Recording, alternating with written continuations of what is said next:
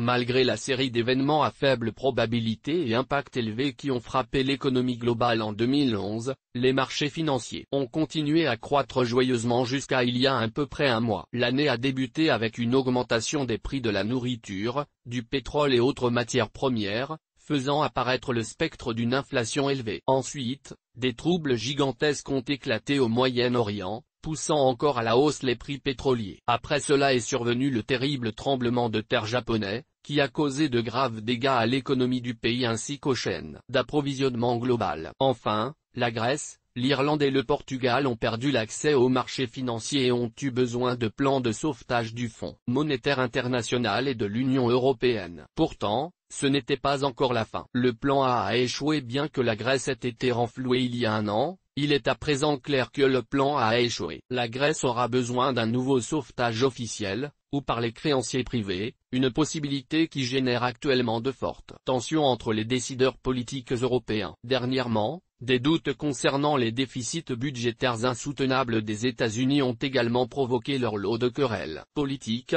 menant pratiquement à une crise de gouvernement. Une bataille similaire gronde à présent à propos du plafond sur la dette américaine qui introduit le risque, si elle n'est pas résolue, d'un défaut technique sur la dette publique américaine. Les bourses réagissent enfin. Jusque récemment, les marchés semblaient ne pas se soucier de ces chocs, à l'exception de quelques jours durant lesquels la panique à propos du Japon ou du Moyen-Orient avait provoqué une correction. Ils ont continué leur évolution à la hausse. Cependant, depuis la fin avril, une correction plus persistante est en place sur les bourses mondiales, poussée par les craintes de ralentissement important de la croissance aux États-Unis et à travers le monde. Les chiffres venant des USA, du Royaume-Uni, de la périphérie de la zone euro, du Japon et même des économies émergentes signalent qu'une partie de l'économie mondiale, particulièrement les économies avancées, est probablement en train de stagner, si pas en train de tomber dans une seconde récession. L'aversion globale pour le risque a augmenté également, alors qu'il devient de moins en moins désirable de continuer à prolonger et simuler ou différer et prier en Grèce et que le spectre d'une course au remboursement désordonné des créditeurs devient de plus en plus probable. Économie mondiale,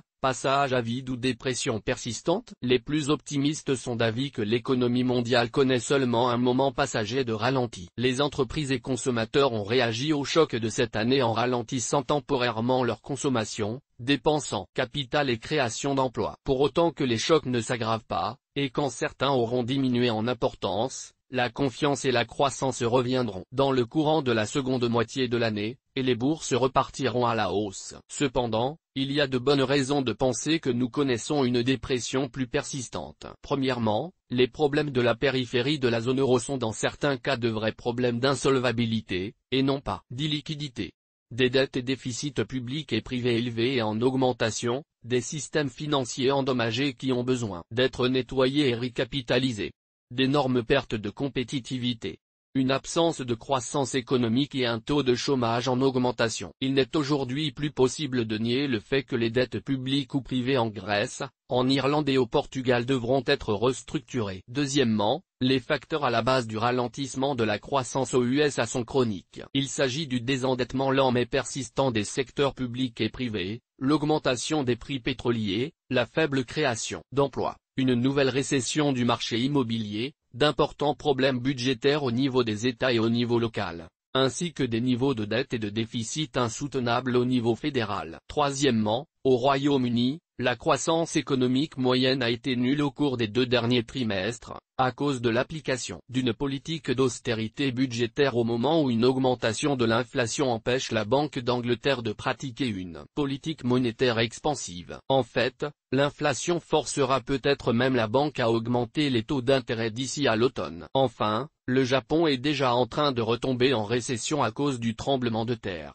Toutes ces économies croissaient déjà à un rythme anémique et sous la tendance, dès lors que le processus de désendettement qui a commencé nécessite un ralentissement des dépenses publiques et privées afin d'augmenter les taux d'épargne et de réduire les dettes. Aujourd'hui, en plus des événements de type signe noir que les économies avancées ont connus cette année, les stimulus monétaires et fiscaux ont été arrêtés dans la plupart d'entre elles, ou le seront bientôt. La correction des marchés pourrait se poursuivre s'il s'avère que la situation actuelle est plus qu'une mauvaise passe temporaire. la correction du marché est appelée à continuer. Ceci affaiblira encore plus la croissance, à cause des effets négatifs sur la richesse liés à la chute boursière, qui diminueront les dépenses privées et, au contraire de 2007-2010, lorsque tout choc négatif et ralentissement de marché était contré par davantage d'actions par les gouvernements, cette fois les décideurs politiques n'ont plus guère de munitions et pourraient se retrouver incapables de relancer le prix des actifs et l'économie réelle. Ce manque d'armes politiques se reflète dans le fait que la plupart des économies avancées se lancent dans des politiques d'austérité,